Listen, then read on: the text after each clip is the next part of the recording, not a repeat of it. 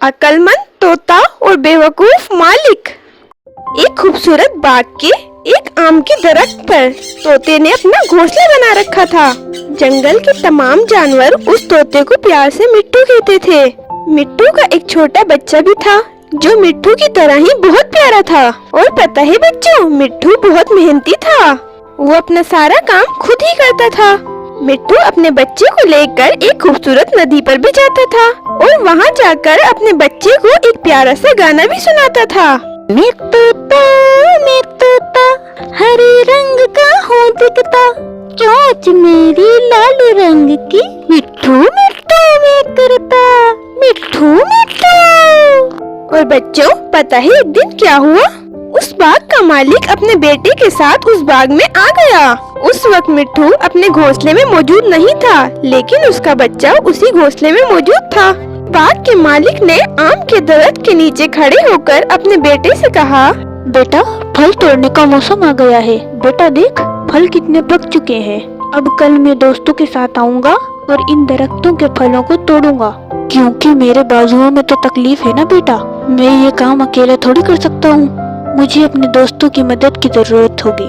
और जब मिट्ठू घर आता है तो उसका बच्चा उसे बताता है, पापा, जब आप शेर के लिए गए हुए थे ना, तो उस वक्त बाग का मालिक अपने बेटे के साथ आया था और वो अपने बेटे से ये कह रहा था कि कल मैं अपने दोस्तों को साथ लाऊंगा और इस दरख्त के फलों को तोड़ लूंगा।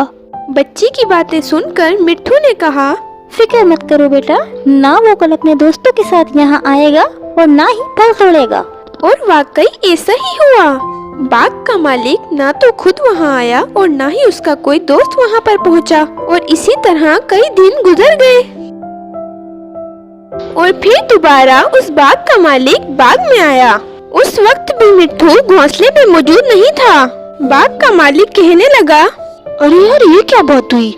मेरे दोस्तों ने तो अपना वादा ही पूरा नहीं किया, इसी वजह से मैं आज फल नहीं तोड़ सका। चलो खैर, कल मैं ये काम जरूर कर डालूंगा और मैं कल अपने दोस्तों को पक्का यहीं पर लाऊंगा। जब मिट्ठू घर आया तो मिट्ठू के बच्चे ने उसे दोबारा बताया, पापा, बाग का मालिक दोबारा आया था और कह रहा था कि मैं पक्का कल यहाँ पर अपने दोस्तों के साथ आऊंगा और इन बाग के फलों को तोड़ूंगा।